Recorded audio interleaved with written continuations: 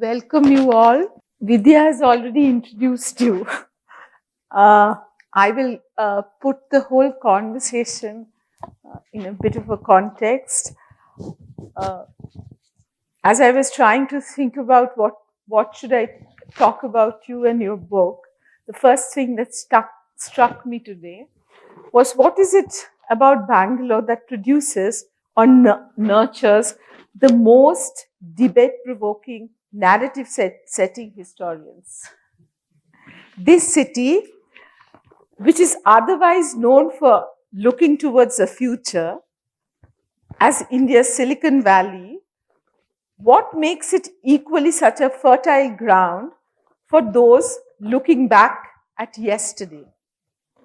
In this case, for researching the past, for tools, ideas, materials with which to try and shape the future. Dr. Vikram Sampath, a researcher of the past in the sense I mentioned above, a prolific author of popular histories, is from this tribe that seeks to fashion a bridge between the past and the possible futures of India. It's an act that he conducts very much within the zeitgeist of today, voicing a specific yearning that is quite contemporary. In this sense, he does not quite define the city of Bangalore in isolation as much as he reflects as a larger goal of setting a national agenda of sorts. This entails nothing short of a rediscovery of the Indian self-consciousness through the prism of Hindutva, trying to fill the gap of an intellectual vanguard for something that already rules us as a form of politics, but can be said to be still caught in a primary instinctual stages. He's one of those seeking to fill it out at the ideational realm, persuading, nudging new readers to unlearn and to relearn what he would call India's real forgotten past, seen as the obscure story of the very being as a nation which is cast in a certain kind of dharmic terms as an eternally self-renewing Hindu continuum. In his latest book, Waiting for Shiva, Unearthing the Truth of Kashi Gyanvapi, he builds a case for reclamation of not just a temple, but also of a past and of a historic Indian selfhood. What he is inviting everyone to is a sort of gharvapsi for an Indian mind allegedly gone astray and led into worshipping false gods. The past is old, but the theology is new and comes to us just ahead of a general election. We gather here weeks away from a voting to ask Dr. Sampath about his book, its timing, his choice of subjects, and what next we should look out for, and whether he thinks seriously about views that do not conform to his. I invite you to say a few words before we open the session for questions and answers. Thank you, Santana. It was a very glorifying introduction, and I don't know how much of it is something that I'm really doing consciously. It's just happening by the way. And Bangalore certainly is the city of thinkers. To a Bengali, I would say maybe the adage that what Bengal thinks today, India thinks tomorrow. It's flipped to Bengaluru now. I think we think ahead of what India does. And as George Orwell had said, he who controls the past controls the present and also the future.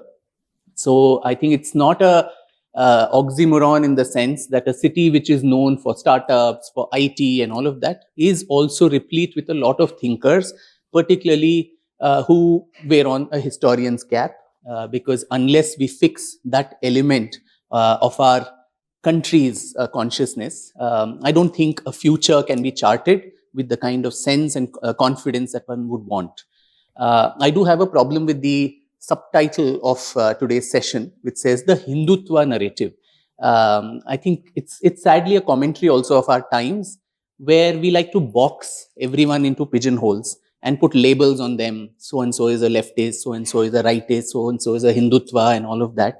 At least when it comes to this particular book, Waiting for Shiva, and if one reads through the history of the struggle to get back this very important site by the people of this nation, it goes back to almost the 12th century, starting from your, the state you come from, Bengal. You had a Sena ruler called Vishwarupa, who went right, I think 10, 15 years after Kutubuddin Aibak first destroyed the Vishwanath Mandir. He goes right in the middle of Varanasi and puts in a pillar saying, this city belongs to Vishweshwar.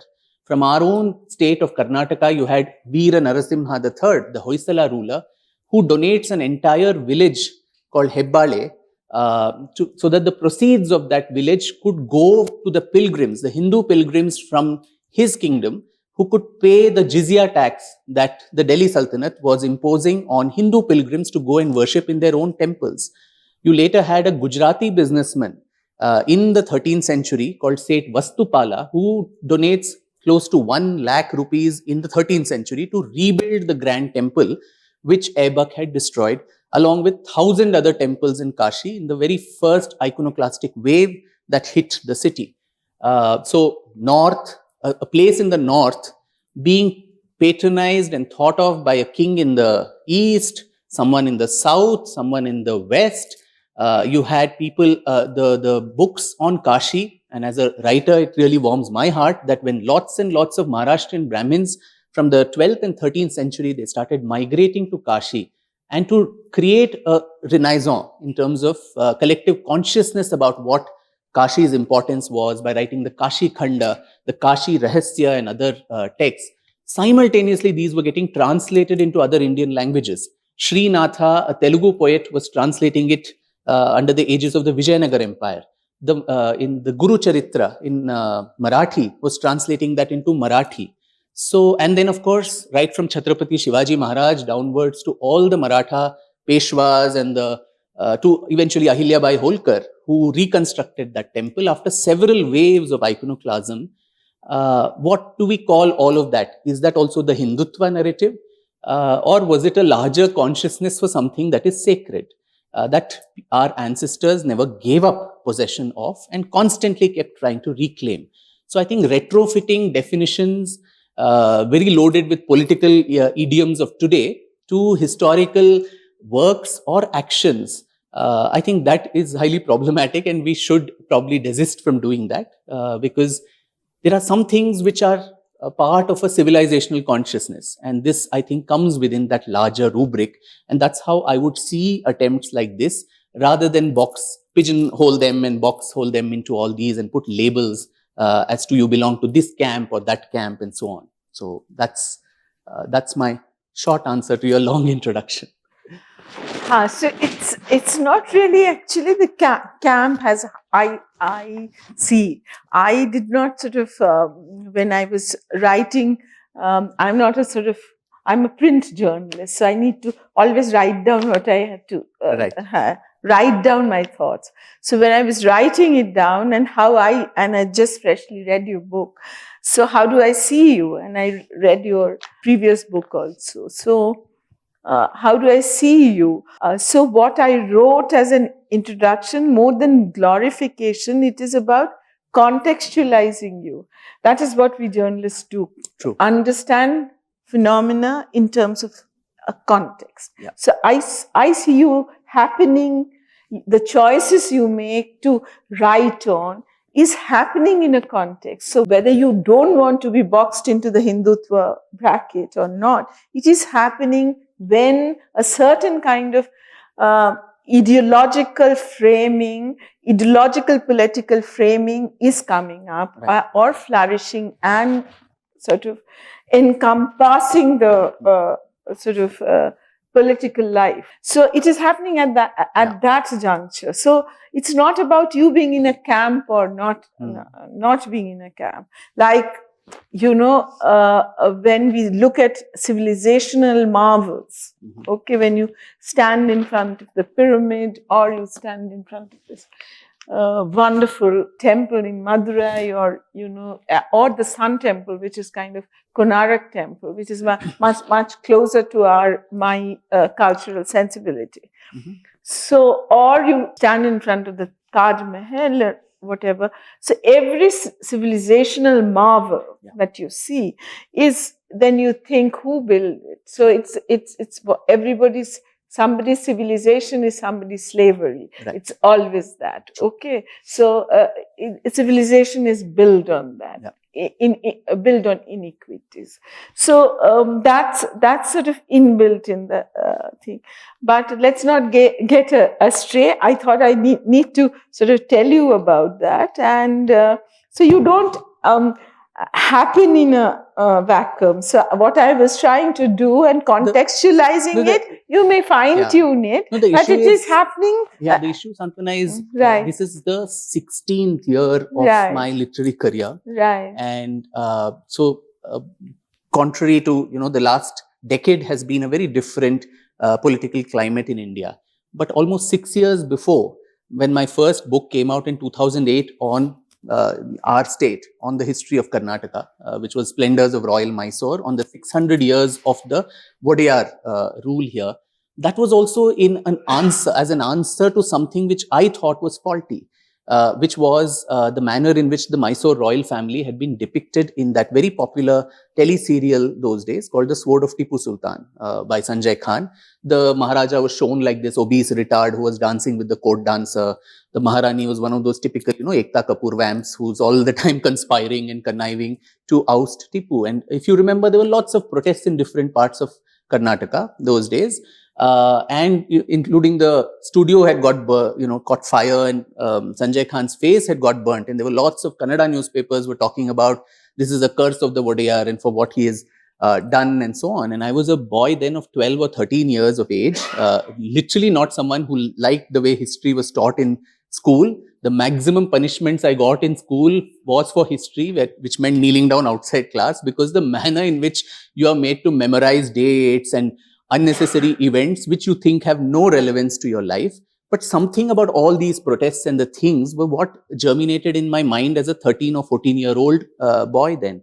And over 10 long years of some kind of madness about wanting to explore the truth behind the false representation, even whilst I was in the midst of my, board exams and engineering and other things, that junoon that they say continued. And then, as Toni Morrison had said, if there is a book that you want to read and it hasn't been written yet, you must be the first one to write it. So there was not a single book on the Mysore, royal family, the complete 600 years in one book in the modern times. Haivadan Rao and Wilkes and all that is another era. So it was after so much of effort that book, came out 16 years ago. So that time, the political climate, there are elections all the time, there's hum politics all the time. So to peg anybody, a creative person or a writer or an artist, a historian, to the politics of the time, of course, nothing works in a vacuum, especially in surcharged times like this, where we are in binaries. Everything is political, but then my work precedes the changed political environment in the country. And when I wrote about someone like Gauhar Jan, who was India's first musician to record her voice on the gramophone in a commercial manner. So I'm constantly looking only for stories of people who are either forgotten, misunderstood, or maligned, like Balachandar, Veena S. Balachandar, the maestro, who was highly misunderstood and forgotten even by Carnatic music circles. And today a war rages in the Carnatic music fraternity too. And I shudder to think what Balachandar would have done. He would have written very long, nasty, angry emails to the Madras Music Academy and so on. And Savarkar too. Savarkar is someone who both sides appropriate, some eulogize, some demonize, but nobody really has understood the man by going into what he has written himself.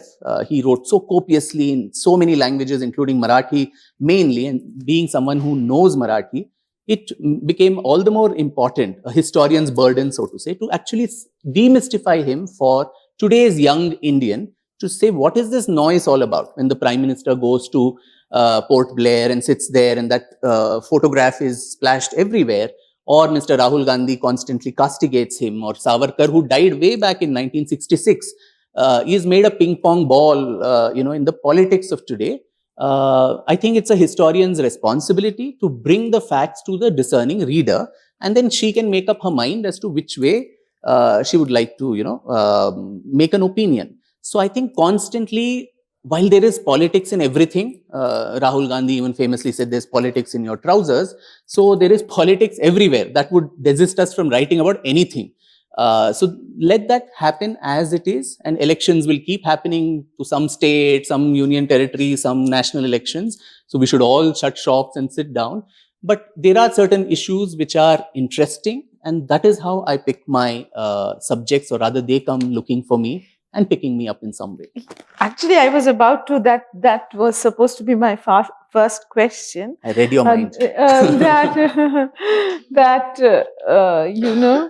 How from mathematics and music, which both of it has an element of historical telling, how did you come to sort of writing of history proper? Of course, some of it you have explained, that, the story which I also told about you, which the untold, you have an attraction for the untold story, or the story as it's known, you want to say it completely differently. So that is the two-way you approach history. But how did you come to it? So as I mentioned, it was serendipity. So I never thought or planned that one day I'm going to, take this up. Apart from the punishments and kneeling down, I still have this mark, when I think this map of Akbar or something which I had to draw, and I never did it correctly. And my history teacher had come and taken two rulers and broken it on my hand, and the rulers had broken and a splinter had gone in, and this mark of a historian is right there from my history teacher. So that was a kind of disdain I had for the subject. But it was a self-grown interest in it. Thanks to, I think I should credit Mr. Sanjay Khan for my foray into this field. And I thought, I was in a very boring corporate job after having done my MBA and all of that. And I thought I'm going to die one day calculating profit and loss of some American firm, which has no relevance to my life. But then Gohar Jan happened, and that changed the course of my life completely. And I was giving talks about this in several places, both in India and abroad. And that's when, by chance, I spoke once at the University of Queensland in Australia, Brisbane. And there, luckily, I had the School of Music and the School of History. Both of them were in the audience. And they said, you've put in so much, research. Why don't you put this all together in the form of a PhD? And we'll be very happy to provide that to you, that opportunity. And I said, I don't want an honorary one. I really like to slog my way through it. And so 4 years, I took the gumption to leave my corporate job and plunge into, actual academic research. And over those 4 years, honed my skills till then it was more of an amateur with an interest you're writing history and historical research. But that changed completely in those 4 years of my stay at Brisbane. And so everything has been so unplanned. And so that's why I think the larger philosophy has been one of surrender. And I think the more you surrender and make yourself a willing instrument to the larger universal forces, I think that's how. So including this book, I'd never planned. I was in the midst of a very important and a serious book on the biography of Hyder Ali and Tipu Sultan, which was to come out by the middle of this year. And almost 90% of it is over. But then by chance, I met Mr. Vishnu Shankar Jain, who's an advocate in this case on Kashi Gyanvapi. in a literature festival. And he mentioned to me that, he was sharing a lot of the material that he had. He said there's a weight of historical information which the common masses don't know. I mean, newspapers do carry almost on a daily basis. I think even yesterday there was something about the Gyanvapi case in the Supreme Court, something going on, the Tehkhana, Vyas ji ka Tehkhana, where puja has been restarted after 20 years. But people don't know what the history is all about. What is it that we are fighting for? And so he said, maybe you write a series of articles, and I was actually considering writing for your newspaper, maybe a series of 14, 15 articles on it. But while, going through the entire material, I said, this deserves much more than articles, and it needs a full-length, book with a lot of serious study. And then this came about so quickly in about 6-7 months, which has never been the case. Everything takes for me 1 or 2 years to, research and work.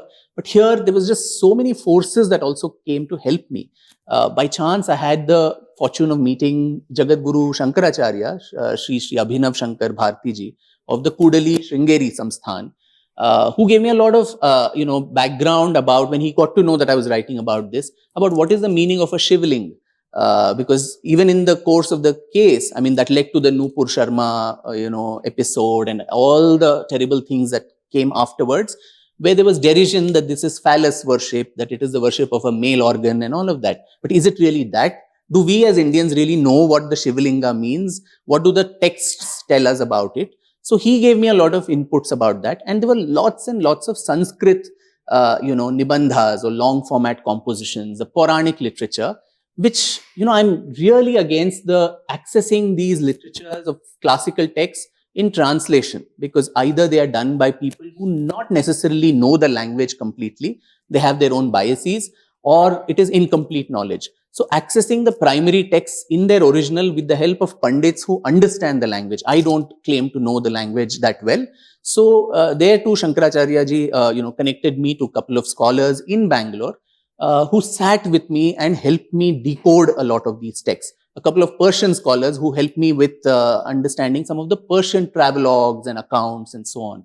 And then there were reams and reams of colonial records. The British era at least has archival history.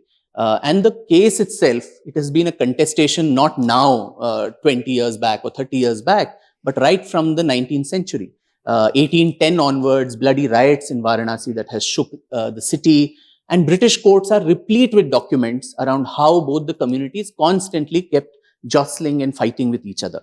So I think a continuum of right from the Puranic times to the Islamic conquest down to the East India Company and the British Raj, the courts of that era, and then the post-independent era, to the two cases that are currently undergoing in the various courts of India. 1991, there was the first case, which was filed by Adi Vishweshwar himself as the plaintiff, saying this entire space is mine and I need to get it back for my devotees. And that case has been stuck in the courts for 22, 23 years.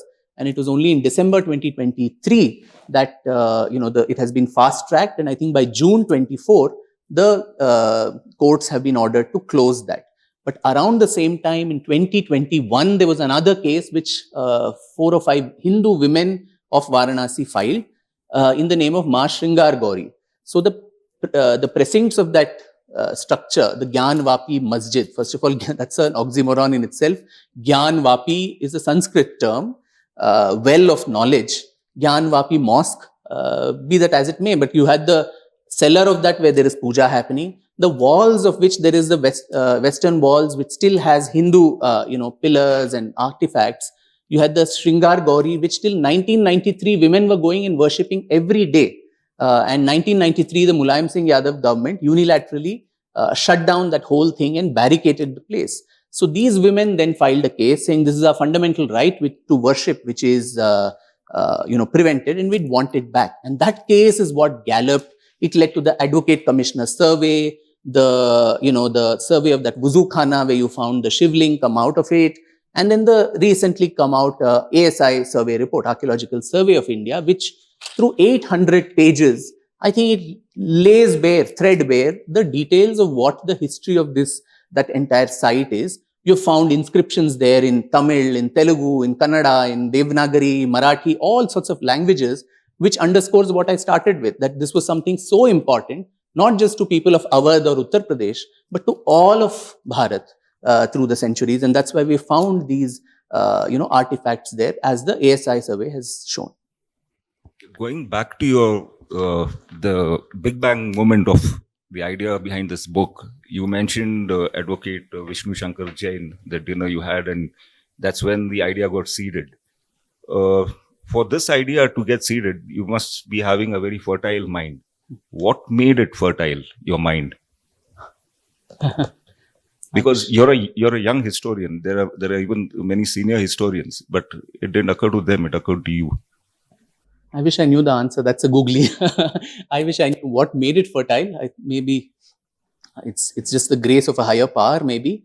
And that's where the context That's comes. where the context. But that's beyond context. It's, I think, some things, as I said, every milestone in the journey of my literary career, at least so far in the last 16 years, has been a series of very happy accidents.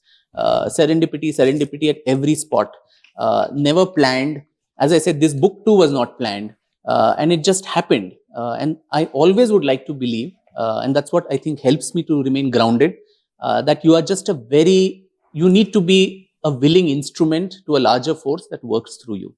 And not have that grandstanding that you have done something. You're just making yourself available at the right place at the right time. And it's just grace, I would say, which thanks for the adjective of a fertile mind. I think it's just larger grace, and maybe my parents' genes also, I would like to add to that. So you were talking a lot about, the site of worship and reclamation. Yeah. So in everyday worship, yeah, certainly in the Hindu context, yeah, the deity is not a remote and grand idea or a symbol of a ritual, spiritual, social code or some such thing. The Shiva in Kashi, for instance, is Baba Vishwanath, yeah, for the devout. Do you think that the relationship risks being lost in this Hindutva narrative, which stirs and agitates the devout into turning that state of easy intimacy, comfort, and enchantment into a permanent state of war, reclamation, revanchism, with its accounts of repeated destruction, a sense of affront, desecration, shame, internal, external violence? Your comments predates on two assumptions. One is that this is as I said, a recent phenomenon, that this reclamation, suddenly a group of people have been sitting in one room and conspiring, saying, let us boil the cauldron and create hatred and enmity and let's do this. I did not use any of those I'm just words. saying, I'm adding my interpretation to what you said, that this is hatred, you used some strong words of, that causing ruptures and so on. I rupture and internal, external violence, I did say. Violence. So as in my opening remarks, when I said right from the 12th century, when common people as well as ruling classes of India did not give up on something and kept trying to reclaim. I spoke about the Marathas, and Chhatrapati Shivaji Maharaj's mother is supposed to, they were alive when the Vishwanath Mandir was broken down by Aurangzeb in 1669. And Jijabai is supposed to have told him that if you are ruler enough, the goal of your life should be to get this site back, and at any cost. And that became the running theme of the Maratha Samrajya all through the 18th century. And they kept, in the book too, I talk about how they've been constantly negotiating with the Mughals, with the Nawabs of Awadh, with the East India Company, whether it was Warren Hastings or even Lord Cornwallis, in the Third Anglo-Mysore War, when Nana Fadnavis was asked to, support the British against Tipu Sultan. One of the clauses he puts is that, give us Kashi back, then we will support you in your war against Tipu Sultan. So is that Hindutva? Is that rupture? Is that something that is not a part of our history? That is not part of what we have bequeathed? And Madhav Rao Peshwa, in his will, he died at 26 or 27 of tuberculosis, and literally rebuilt the Maratha Empire after the debacle they faced at Panipat in 1761. In his will, three points relate to Kashi. And the first part, he says, this is the bounden duty of all my successors to ensure places like Kashi, Mathura, Prayag, Gaya, Ayodhya, all these should be liberated, and brought back and reclaimed. So, and that is something that has been a running thread over several centuries. So that is why, right in my opening remarks, I said, I have a problem with this. This is a very new term which has been used, abused, weaponized, and so on, Hindutva and so on. This has been a part of the consciousness of our ancestors for centuries, when probably that term also was not even invented by anybody. So how do we then rupture from that past that we have actually inherited? Is there no place for the struggles that they had to get something back? And don't we have a responsibility as in the modern times for all the struggles and conflicts that they faced to get it back? So the conflict is not something created now, which is what is the larger story of the book, that this is politicians and people and media also might use it in different ways, but that is part of the game. As a historian, that doesn't interest me or bother me at all, because politicization and weaponization will happen of everything. My role is to put out the facts in a manner that is interesting as a story, which people can relate, saying what is it that we are fighting about, and is it a recent phenomenon? The second assumption, which I thought was there in your comments about, it's a very personal space of spirituality. We had several commentators, even when the Ram Mandir was inaugurated, saying we are a non-congregational religion. It's a very disaggregated. So this is a new wave. I don't think that is true at all. I mean, there are both elements. Hinduism, first of all, there is no one size fits all for everybody. Maybe for you or some other people, it may be an internal journey. It may be of meditation. It may be of personal prayer in your personal temple. Maybe it may be nothing. You can be an atheist and still be called a Hindu, as the Charvaks always were. But for a lot of people, when our ancestors made the Char Dham ki yatra, or they went on to all the 51 Shakti Peeths, or to the 12 Jyotirlingas, or anywhere, the Kumbh Mela or the Mahamagam in Kumbakonam, where it was congregational. Why did people have to go and do a Shahi Snan? Even the puja that is very closest to my heart is Durga Puja, or what happens in, it is congregational, it is a collective. No, you could still argue that maybe the Durga Puja, the Ganesh Puja in Maharashtra was more a 20th century Lokmanya Tilak and so on. Right. But the Kumbh Mela, Shahi Snans, or the Kumbakonam thing, or going to these different places in groups, and people wanting to go to the Char Dham. In Marathi, there is a proverb which apparently a lot of women say, which is Kashi Jave Nitya Vadave. Keep saying we'll go to Kashi, Nitya Vadave. Keep saying that every day. So speech manifestation, thought manifestation. One day you might go. It may be very difficult for us as women to traverse from Maharashtra all the way to Kashi. There's no flights, no trains for us to walk our way through. But keep saying maybe you'll go there someday. In our own, you spoke of Kerala, Swati Tirunal Maharaja, who was there, who probably never went out of his Padmanabhapuram to Alipe, was probably the place he went out. But still his consciousness was there when he created that famous Carnatic bhajan, Vishweshwara Darshan Kar Chalamana Tuma Kashi. So, he's urging other people, let's all go there in a group. So why is it that was important? Only because it was important to so many people was there this exhortation to go to Vishwanath and have his darshan. And if that important spot has been desecrated, the angst of people over centuries that this is something that is important and needs to be reclaimed, we can dub it as, revisionist, being something that is violent or whatever. But what is the violence here? It is also being contested in a very peaceful manner in the courts of India. And even if that is not allowed, what sort of a democracy is it where I come and capture your house and you don't even have the, the freedom to go in a peaceful way and file a case against me saying, I want my house back, or this is your great grandfather's house, which I take over. You should have a legal right. Whether I'll give it back to you or not is another issue. But at least you should have the option or the freedom to file a case against me to say, if we don't do an out-of-court settlement peacefully, both parties need to do that. If that doesn't happen, to preclude someone and say, this is all reactionary, let's forget the past. I think that rupture you spoke of is something which has happened post-independence. I truly believe that, which is this larger, Nehruvian consensus that I call, where I understand Pandit Nehru's, compulsions at the time of partition, and the country was born out of bloodbath and it was partitioned on communal lines. So at that time, to maintain peace and amity between communities was perhaps important. And in the process, what happened, I think, was this rupture from the past. So the fracas which when Somnath temple was renovated, and we have documentary evidence of how he prevailed upon even the then president, Dr. Rajendra Prasad, not to participate in it, because he believed the same thing, that it is revivalism.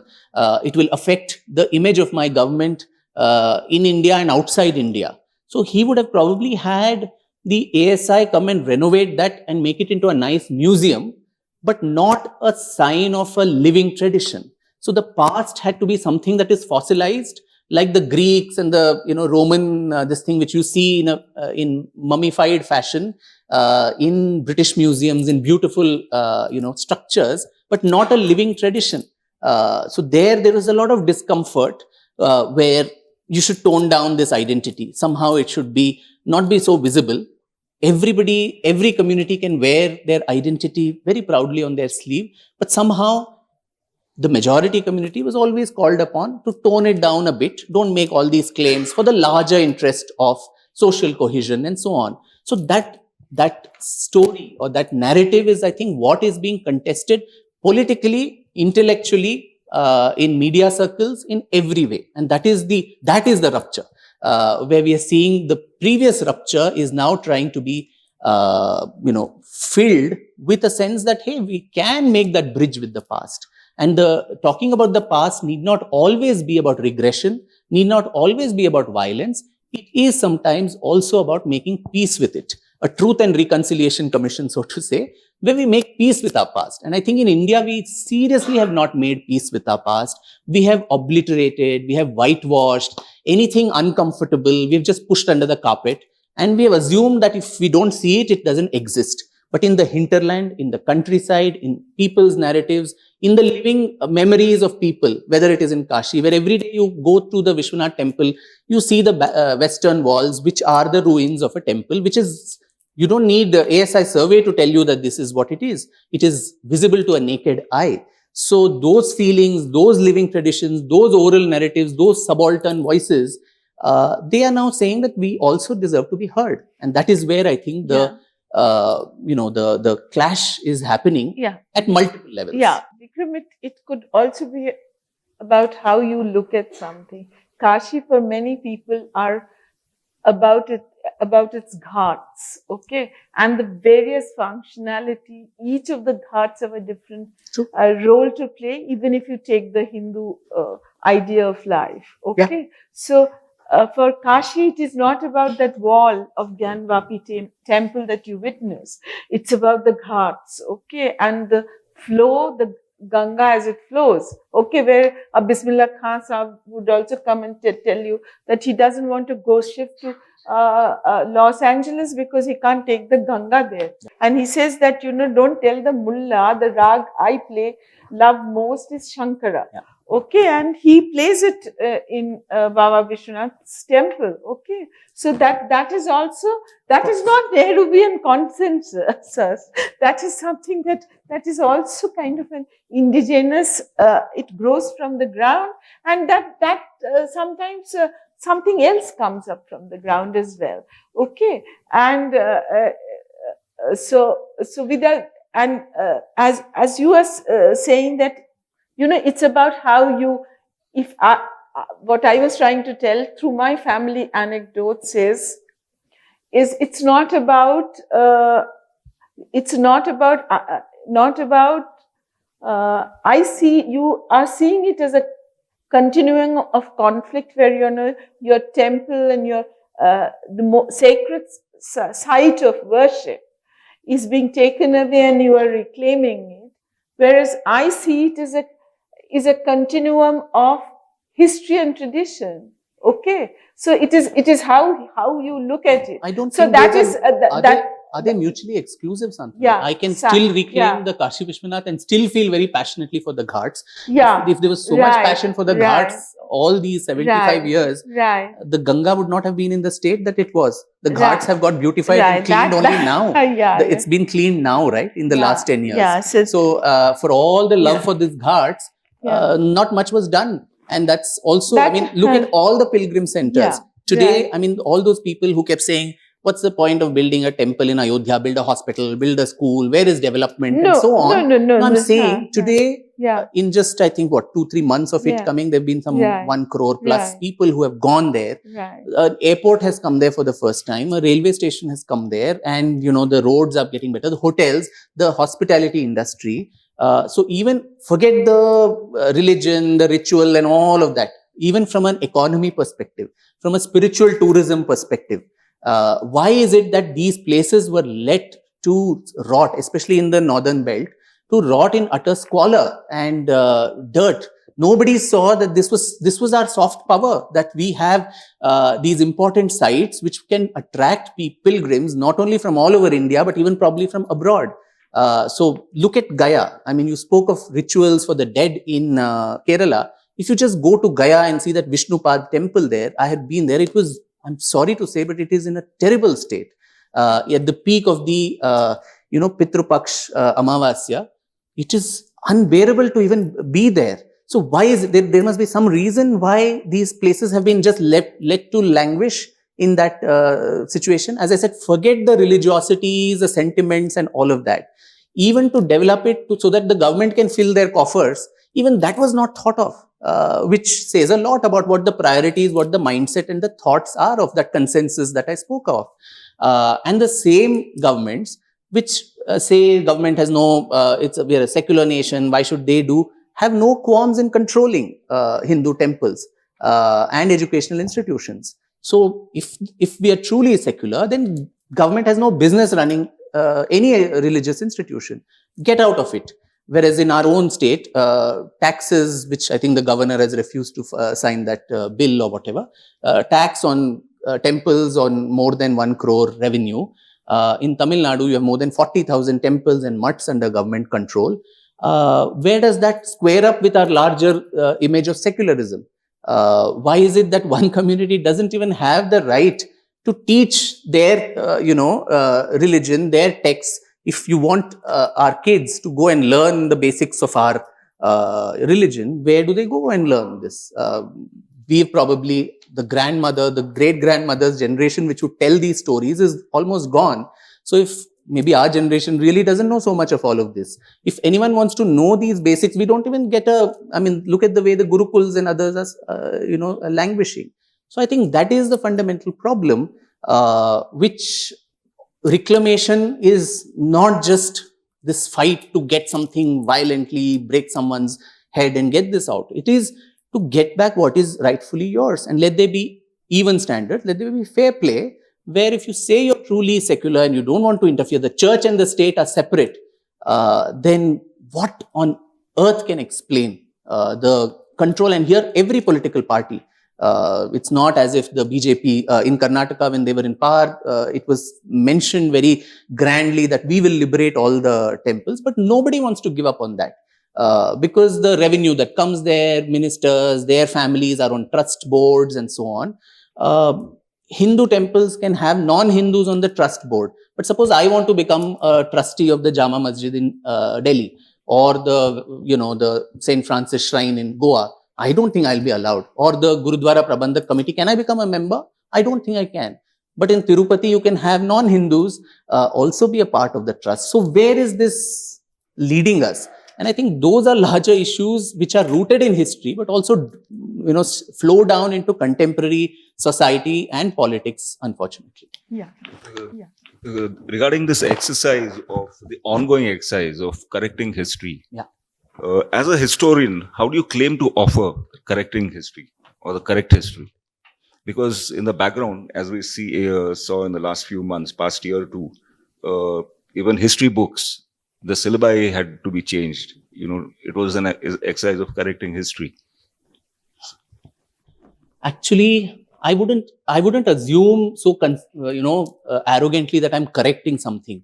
A famous historian had said, every work of history is an interim report. It is constantly something that is being revised. New evidence comes up. So I may have written the most well-researched, well-written book on a particular subject. Suppose you come across something new and you discover something new which I have either willfully ignored or my capacity was less enough not to research well enough. My thesis can be totally overturned and my book can go to the dustbin, and your book can be the new narrative on that particular subject. And that is the intellectual vigor of this discipline. If everything about our past is already known and set in stone, what is it that we will sit and write? It's just regurgitating the same stuff which has been written. So there is no correcting. I think what I would like to say is it's an alternative version of history. I often use... Doesn't bias work in the background? It does. Every person, all of us, whether we are in media, whether we are in writing, whether we are in public domain, we are artists, none of us are free from any bias. We can say we are independent, but an element of bias about what we hold very true to ourselves is naturally creeps in. And that is especially, for writers of non-fiction and history and so on, how to cut off that emotional cord and keep that distance from a subject in which you're so emotionally invested. That becomes a huge, challenge. About the history books, these will become playgrounds all the time. Every time, depending on whether the Congress or BJP comes to power, either Rana Pratap will win the Haldi Ghati battle or he will lose the battle. Tipu Sultan will be in the textbook or he'll be out of the textbooks. So I think this nonsense will keep continuing. And I think that is where a lot of us in the civil society, we also need to tell, there has to be some pressure groups that we need to create, that this subject for which I only got punishments. It was only while growing up much later that I realized that this is so fundamental to our understanding of who we are as a nation. It's a mirror in which we can identify ourselves. So it is much more than just and that is why politicians use it. That is why they weaponize it. And as George Orwell had said, those who control it control the future. So we need to reclaim our history also back from these politicians and say that it has to be a neutral space with multiple narratives. I usually, equate history and history writing to that poem we all learnt as children, The Blind Man and the Elephant. So all the blind men, literally the elephant in the room is history. And all the blind men were asked to touch different parts of the elephant and say, how does the elephant look? So one blind man says, it looks like the tusk, it looks like the trunk, it looks like the tail.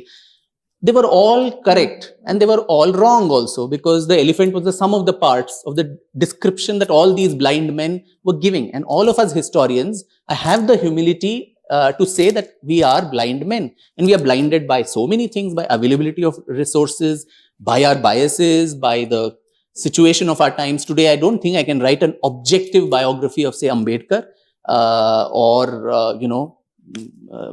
Periyar and all these people, or even Chhatrapati Shivaji, what happened to James Lane. So there are so many limitations to these blind men. We are all touching different parts of it and saying the history is like this, and like that.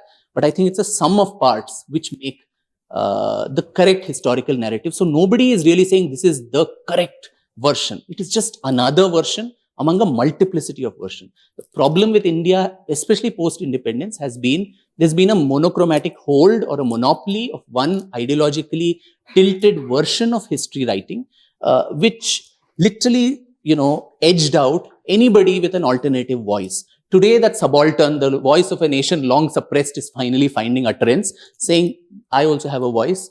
Let me also be heard, without being called names, without being demonized, without being attributed motives. I'm just doing my job. That's what I think this alternative voice is today trying to do. So it's basically potentially history becomes a political tool. Yes. For the parties who have a disposition to achieve their objectives. Right from the king's times. Yeah. We say the victor writes the history. Yes.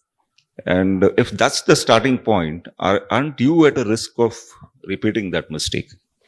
How? No, being a part of it. The way you mentioned the various different angles that history can be constructed. Yeah, and it becomes a political tool. The potential of history being used as a political tool increases. So, you as a historian, what do you have to say about that? No, as a right from the times of the royalties and kings used to commission biographies and their works, and people used to write to please the ruler. History has always been the handmaiden of the ruler, and so the version of history that has been dinned down our throats so far has been the ruler's version. So today's alternative version is actually the so-called subaltern version, which is saying that there is another lens to it. So look at this from another way. And as I said, invariably these issues do get politicized. So for that sake, I mean, we shouldn't be writing anything, we shouldn't be creating music, we shouldn't be creating, everything is open for, up for grabs for politics and politicians and everything. So that is probably unfortunate but inevitable. Okay, sites of worship under dispute in Jerusalem and those in India have had very different intensities, but also some echoes. Historians have drawn a parallel, and you too have written about it. It has been often said that Hindutva narrative, sorry to use that term again, but is actually inspired by the Abrahamic narrative, that it Semitizes Hinduism. Do you realize the danger and the irony of that? I may not agree completely with that because this dichotomy that is created that Hinduism is different from Hindutva, I think that's a more recent phenomenon because surely, I mean, first of all, people say there is nothing called Hinduism, it was not even there. So one needs to decide what is the definition you put for that. Okay, Sanatan Dharma, the larger rubric where everything was accepted, as I said, even Charvaks. And atheism, you can be an atheist Hindu, which there's no sense of blasphemy. There is no sense of, burning in hellfire because you called a god some name and so on. And we are probably the only, faith which also has a feminine, divine feminine, the surviving faith, the pagan faith, which has that element too. And we have all these grand standing principles of Ekam Sat, Vipra, Baudha Vadanti, there's one truth, there are multiple paths to it. And all of that, and these are very, very esoteric, high principles. But we must also, while the esoteric nature of that is on one side, we also live in a real world where this, highly evolved, worldview may come in conflict or in contact with worldviews which say there is only one path to that truth. There are no multiple paths. If you do not, either it is my way or the highway. If you do not belong to this, it is our bounden duty to either destroy you or through various means to bring you to our fold, to destroy your sites, your everything. And that continues even now. It is not some medieval project which has got over. It is a continuing narrative which is going on all over the world as we see it, as we speak. So in such a scenario, what does this esoteric do we just keep quoting the scriptures and saying, no, but we are very, evolved, we will not resist. So to me, I think Hindutva did two things historically. One was it was Hinduism that resisted any predatory attempts on it, not necessarily all the time being the one who initiated the aggression, but there is a sense of ring fencing and protection that it provided. The second is also, it was Hinduism that reformed. Contrary to view that Hindutva is some Manuvadi stuff and so on, that beats the very logic of Hindutva. I mean, very few of us would even associate Savarkar with actual call for a casteless society.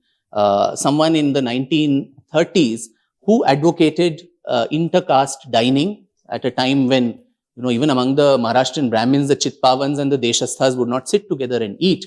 He had an inter-dining cafe, intercaste marriages. Someone who called for a complete ban on untouchability in schools where children of all castes could sit together and study. This was only limited to Ratnagiri, where he was interred, but that was a project that was worthy of exploration. Why? Because Hindutva, if it talks of consolidation of the Hindu community, to splinter it into castes and subcastes and subsects goes against the very ethos or the principles, foundational principles. You can't consolidate if you have divisions. So Hindutva naturally translates to reform and casteless society, which is what it has always been. So that also is a very misunderstood, idea, that it is some upper caste project which some people are sitting somewhere and running. So both these things, a force of genuine resistance, which is needed in the face of worldviews which don't hold an egalitarian view of the ultimate truth, and also this reformist zeal to unite the society en bloc, is something that is how I would see historically the growth of Hindutva from the time Savarkar wrote that book of essentials of Hindutva about 100 years ago. Open it up to audience question, though I would like to know that I've been watching some of the talks that you have given on the books, and you have revisited the issue of reclamation and how the Places of Worship Act 1991 should also be looked at. Yeah. Okay, but it is a sovereign parliaments act. So how do you think that it's a kind of a putting some lid over it, but a lid over something which you are saying that you have to face what was there, and a sort of sanitized version of history which was given to us. It's time that we kind of it's not just about reclamation of a temple or a sacred space. We have to reclaim the history as it was seen. We have passed that phase where, the balmy, selective balminess has to be applied to history. And let's be a little more, and it was not a string of defeats as we have seen ourselves as. There are victories, there are valor, there are sort of triumphs, there are, women power, all that is there. We need to rediscover all that. Yeah. Okay. So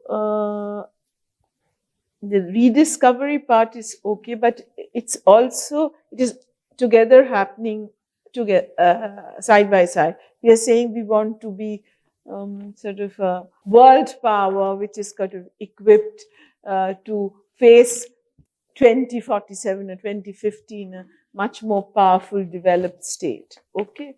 So do you think that if we kind of, the reclamation project, which does create a kind of unrest in if not anything in cultural social terms, well with a futuristic view of India as a progressive power which is developed. Okay, how does the two thing balance? Or do you think there is a dichotomy in the whole the way it is being conceived? I don't think these two are mutually exclusive at all. Right. I think the hard power of a nation can be what it is, whether it is the military strength, your economy and all of that, and this global power that you mentioned. But the soft power of identity, which is what I think history helps us to get to. Then if everything was only about economy and army and this and that, then culture has no space there at all, because it doesn't, one could argue it doesn't contribute to anything. But that is what keeps the nation throbbing. That is what keeps us alive. So I don't see this as a dichotomy at all. But as I said, what we haven't unfortunately done is this making peace with our past. Subterfuge and whitewash is not a prescription for either a peaceful present or a wonderful future. And we have labored under the misapprehension for the last 75 years that is the prescription. But even that in the recent decades, it has shown that is not to be. There will be, schisms that will surface. There will be voices that will come, which will create problems there. And about the Places of Worship Act, you see, as I said earlier, nowhere it's an act of the sovereign parliament. The same sovereign parliament can also overturn it or change it. It did so in the case of even the farm laws. There were protests even for that. There were protests against the CAA, which was also passed by a sovereign parliament itself. So acts are not some word of God that can't be challenged or can't be written against. They can be, overturned. They can be criticized. They can be debated. I'm not a legal expert, but even in the Places of Worship Act, from what I've heard of other legal luminaries, they say there's a section 4, clause 1 and 2, which says the Places of Worship Act does not hold good for archaeological sites and monuments. And when you go to the Monuments Act of 1958, it says how do you define a monument? Anything which is 100 years old or more is a monument. So all that needs to be proved in any places, this is 100 plus years old, then Places of Worship Act becomes infructuous there as it is. And so that is why this constant opposition to ASI surveys and excavations. Fabricated history will find its death at the altar of archaeological excavations. We can all make fantastic stories, but once the archaeological survey reports come out, all that fabricated history collapses. So that is why constantly, whether it was in Ayodhya or in Kashi also, the thing is let's not do this, let's not dig up, what all will we dig, and all this thing keeps coming up. So I think that is how I would see the Places of Worship Act. There needs to be a larger debate in civil society, which then gets reflected in Parliament, and hopefully the next government after June looks at it from a fresh perspective as to, will you not even give, as I said earlier too, a legitimate right to a group of people to reclaim what is rightfully theirs. To put a bar and cap on that itself is, I think, a very problematic thing in a democracy, as I would see it. Can we have questions from the audience? Audience, yeah. We can ask a very provocative question, Dr. Sampath. I think everything was provocative so far. We've grilled him enough. We've grilled him enough. I wanted to grill him some more. I did. Wow, it's booming. Mike, please give him the mic. All right. Otherwise, it can't be recorded. Right. Yeah. It was a very, very great exchange. And of course, I'll be going to Amazon and just telling my wife, Sharmila, who's a dancer. Of course, I don't dance to a tune like all husbands say so. So, my name is Mukherjee, Amitava Mukherjee. So, I also belong to Bengal as the editor does too. You have a lot of things in common with Pandit Nehru. Both of you all are man of letters, both of you all are historians. So my question is very leading. Leading in the sense, are you also going to take the plunge into electoral politics? Oh no. You're not. Heavens no. That's a shame. I think even my father will not vote for me, and I will not even get 5 people even in this audience to vote for me. No, I you'll belong be to surprised. an introvert like me belongs to my study and my library and archive, and not certainly to the hurly-burly of politics. Okay, let's ask something related to the topic. And I think he'll eventually get a nomination, presidential nomination. Okay. I'm not that We can simple. do a signature campaign. I'm not that simple also. Right. Oh my God. Ricky Cage asking a question is always scary. So, Vikram, as you know, I've been to almost like 10 or 15 of your sessions. This is the first time I've had the courage to ask you a question. But that is because, something played on my mind. You said that history is an interim report on what is going on. And this is a constantly evolving topic. It's constantly in the news. There are new findings all the time. Yeah. So in such kind of a book, how do you know that the book is over, and when do you know you have to release it? When did you realize that, okay, it's done now, it can go out into the world? That's a very good question, Ricky. As an artist and a creative person can always ask. I think at some point, like they say in filmmaking, you abandon the project at some point, because the project keeps on, growing on you.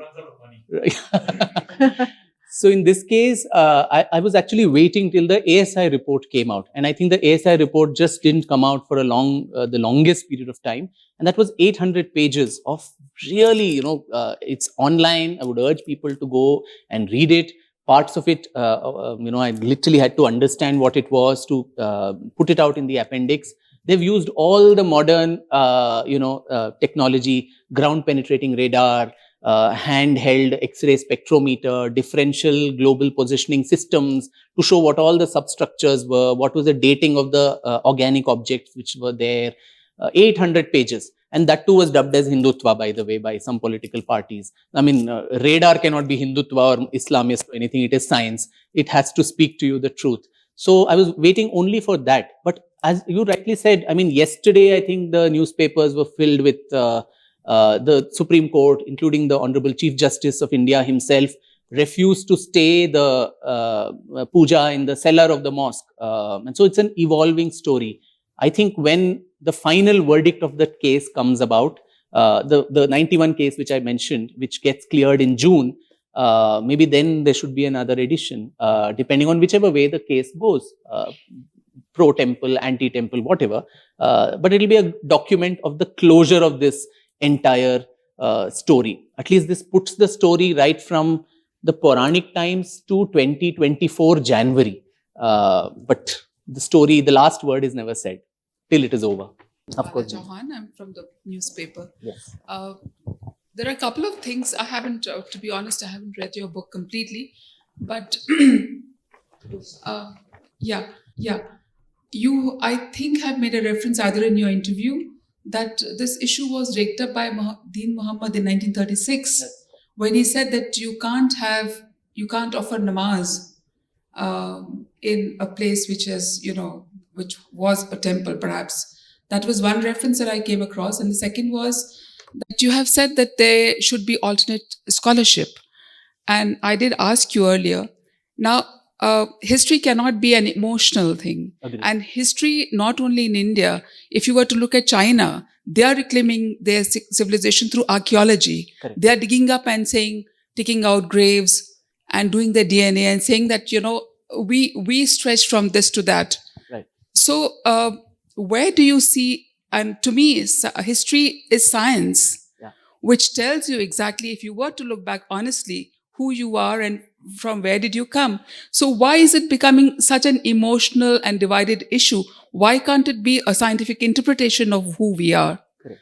So, I mean, you said that, yesterday's historians were the rulers' historians. Yeah. So what stops you from being, pegged as a ruler's historian years after? Sure. Which is like, it's a lot of injustice to people. I mean, I would, if I understand that what I read in history was nuanced and was like not given to me as it was, I feel wronged. And that's my right to know who I am. So, I mean, can you put that correct? First bit was about Deen Muhammad case, yes. So just to give a little context on that for people who may not know the contours of that. So in 1936, there was this seminal case called the Deen Muhammad versus the state. It was a non-representative suit in that the Hindus were not made a party to the case. But a couple of, 4 or 5 young Muslim men of Varanasi, led by this man Deen Muhammad, who was in his 30s, took the British government to court because till then the namaz was being offered inside the precincts of the mosque, Gyanvapi mosque, but they were spilling over, especially during this time. I mean, the Ramzan, the Alvida prayers during the Jummah of Ramzan. And that was causing a lot of issues with the local administration. And the police in Varanasi, the British government, were putting, restrictions, saying you can't do this, you can't block the roads, you can't block traffic and all that. So then these 5 people took the British government to court. They also made the Anjuman Intizamiya Masjid Committee, which controlled the mosque, also to court as one of the defendants, saying they don't represent us. We are of the Hanafi sect, and it tramples our personal, fundamental right of worship.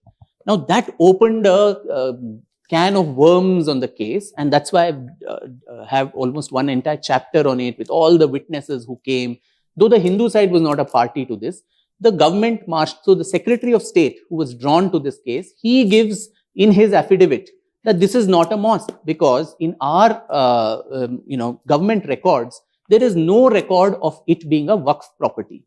Now the waqf, how it works is that you need a waqif or a donor who donates that property in perpetuity to the Supreme Allah, and then nobody can question that.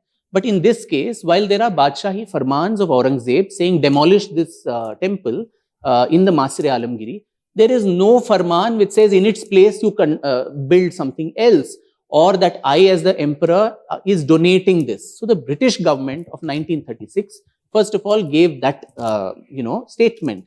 And then a lot of witnesses who were marshaled by the government, a lot of Hindus, they said there is an element of continuous worship in this place. We've never given up on that. We do that Panchakroshi Yatra that happens in Kashi. Every day we take a bath in the Ganga. We come on the walls of the mosque. There is some so many deities which are still there. We do the parikrama, we do the circumambulation, come there, go to Vishwanath, put our Ganga Jal on it and all that. And so this is a place we've never abandoned.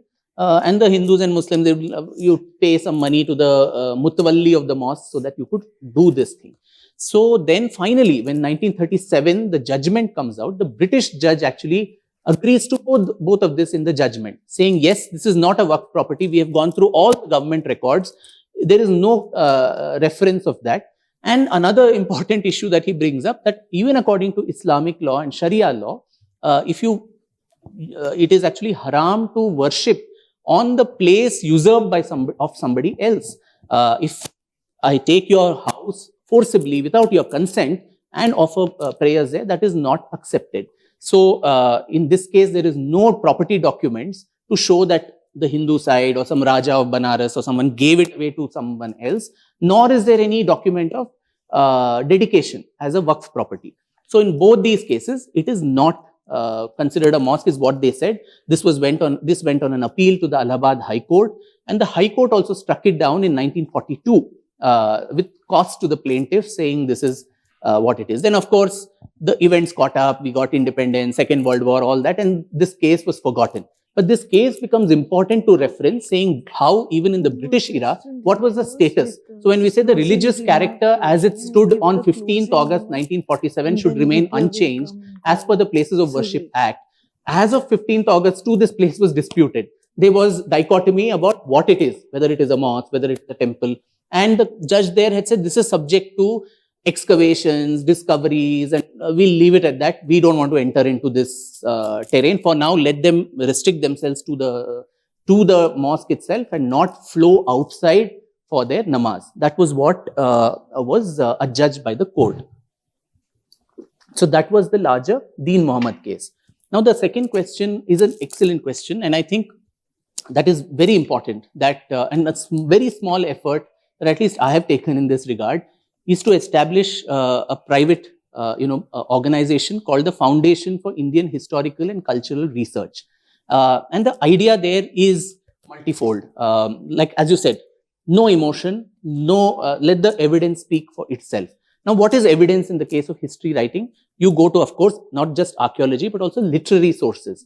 Now, when you go to literary sources, we've had celebrated historians, say, of ancient India who proudly claim, I don't know anything of Sanskrit, I don't know Pali, I don't know Prakrit, I don't know Sen Tamil, I don't know all the classical languages. So our history is hidden in those languages, in those texts, if you're looking at literary evidences other than archaeology. Similarly, people who are celebrated medieval Indian historians proudly say, I don't know Arabic and Persian. So what is my window? I'm looking at a pinhole to a 5,000-year civilization through this pinhole of English translations done by somebody, mostly Westerners, with their blinkered views or inadequate understanding of the language, especially Sanskrit. One word can mean multiple meanings depending on the context. So even here, like we had the discussion, linga, Shiva linga, oh, it is phallus worship. It is the worship of the male organ. No, it's not the male organ. It is actually, linga is the word in Sanskrit which says it is a signifier of something else. The actual Sanskrit word for the male organ is Shishna. So it doesn't say Shiva's Shishna that you're worshipping. The Westerners looked at it as a fertility god or so on. Nobody who's going to a Kashi Vishwanath or putting water on a Shivlinga is saying, I'm doing this to bear children, and fertility ideas come into anybody's mind. So you need to access the literature of the times in the original languages. Now, me as a modern historian, for me to learn Sanskrit, Prakrit, Pali, Persian, Arabic, it may take me a couple of lifetimes. So, and also Sanskrit Pandits have never used their Sanskrit knowledge for historical research.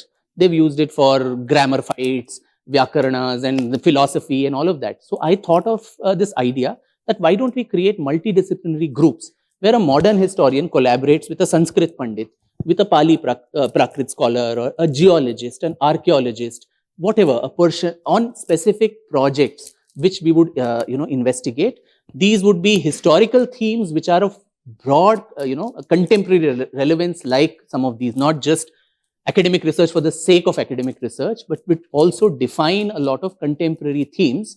And then the outputs could be multiple. It could be popular books, it could be journal articles, it could be through the larger social media network. Now you can disseminate information in multiple ways. But the hard work of actually cooking the dish, the vegetables, cutting them, chopping them and cooking them is the tough part. Then that could be garnished and served in multiple ways to different people. So this is something which we've just started, and we hope that we'll incubate these specific projects in educational institutions with scholars of various fields and have this multidisciplinary talk. An archaeologist seldom talks to a historian. There is so much of ego battle between the two, though they are so allied. Similarly, a geologist and other linguists and philosophers. So you can't look at history through just a very narrow prism. It's a social, along with being a science, as you said, it's also a social science. You need other elements of social studies to come into the fray for a complete picture to the extent possible. And so that is why I've started this, and from the May or June of this year, we hope to operationalize it in a small way. And maybe this will be, baby steps which we take to create that alternative, modern, positivist, scientific version of what history writing needs to be, devoid of emotion, devoid of, I don't know which, I'll be the hated object for telling the truth as it is for both the ruling parties and the oppositions, because this is not going to, it's going to be uncomfortable for both sides. So I don't think I will stand the risk 50 years now, if my biography is ever written, that I have been a court historian of any party or ideology. Last question. Mr. Sampath, Supreme Court of India has said that Hinduism is a way of life. It can assimilate every faith and all people's way of life. Right. But you express your own observation. You took a dig at non-Hindus being in the trust of temples like Tirupati. So, what is your take? It's a way of life, Hinduism, when Supreme Court said. But you express your reservation, a non-Hindu being in temples trust. I think these are completely different issues. That's the administration and running of the trust. If the non-Hindu also subscribes to the view that everything is a way of life and everything is assimilatory, everybody has a seat on the table. If a particular non-Hindu is saying that my way is the only way, if there are still terms like non-believer and hellfire and all these things still existing in today's lexicon, and then you also want a seat on the table and control something you don't believe, then how do the two things square on? This is a very transactional, the running of a temple board has nothing to do with spirituality or a way of life. It's a very transactional administrative work. Who runs the Indian Express board is a very transactional work. So similarly, who runs the temple? People who believe in that temple. If you don't believe in it, then what? It is not a secular place. A temple is not a secular spot. It is a religious spot. It has to be run by people who believe in the ethos of that temple, who believe in the deity whose property it is. So in Hindu theology or even legal structure, the deity can represent themselves. So Kashi Vishwanath was the plaintiff. Ram Lalla Virajman, he is the plaintiff. And they're always considered as the minor. And the next of friend is the lawyer who represents them in the case. So this is the house of the person. So I would like to be in your house without liking you or without, wanting to interact with you. How does that really work? So I think a temple fundamentally is not a secular structure. It is a religious place. And so these larger views will assimilate everyone, provided it's a two-way traffic. That there is no, this thing that there is only one way to God, there is only one thing and everything else is blasphemy and so on. If in India, as a pluralistic and multi-religious society, if we can abolish such concepts and everybody signs up to that you can be whatever, you can worship whoever you want in the precincts of your house, you may even abuse God, you may not believe in that power, still you have a right to be a Hindu, a Muslim, a Christian, an Indian, or whatever. Then I think there is meeting ground, and then anybody can sit anywhere. Then by that converse logic, I would also like to become the trust board, because I assimilate everyone. I would want the right to be a board member at the Shahi Jama Masjid in Delhi, or in some church in Goa or somewhere else. When that right is not given to me, I wouldn't want that right of my community being given away to someone else also. Any other questions? Yeah, I have one Yeah. question. Yeah. Yes. Hi. Pooja here. Oh, hi, Pooja. Hi. So I would like to ask, how old is Kashi as we see it today? Is it 16th century or further down as you trace the history of the temple? So the temple per se is 18th century. So most of Kashi that we see today is the Maratha construction. All the ghats, all the structures, even the temple that was built there is by Ahilyabai Holkar in 1777. And the best part is it was gold plated by Maharaja Ranjit Singh in 1839 or so. And today people say Hindus and Sikhs are different, and so many things. But even the greatest Punjab ruler, Sikh Maharaja Ranjit Singh, showed his reverence and gold plated the Kashi Vishwanath Mandir. So a lot of the structure today of Kashi is 18th century. But then you have it's like a microcosm of India, so to say. You have all the panthas of the Sanatan Dharma, Shakta, Shaiva, Vaishnava, all of those, all the major, Shankara, Ramanuja, Madhva, the Veera Shaiva from our own this thing. The Mysore rulers have their ghats there. The Travancore rulers, everybody has created one little, I want this little space for myself in this microcosm of Kashi. That is important. But at the center of all of that, there is an epicenter. Just as you have many, in an atom, you have electrons and protons. But at the center, you do have the nucleus. And that nucleus in Kashi is Vishwanath. All the other things are as good. But the primordial importance of that place comes from Vishwanath. And all others revolve around this centripetal force of that place. So they've been, and the Bauddha and Jaina traditions too. Everyone, Parshvanath, the Jain Tirthankara, was born there. Mahavir, spent time there. Buddha gave his first sermon near Varanasi at Sarnath. So it was the place from where Buddhism, actually flourished and went out. So it's been, the structure per se has been probably 18th century, but the ethos wise, I think it is, timeless, where it is probably the oldest surviving city of the world, which has, as everyone, including Mark Twain and others, have said, it is older than legend, older than history, older than tradition. And while all Babylon and Greece and everything has been destroyed, this is one place which is still thriving. So the ethos is timeless, but the physical structures are probably not older than 18th century. Everything is post Aurangzeb, so which is after 1707.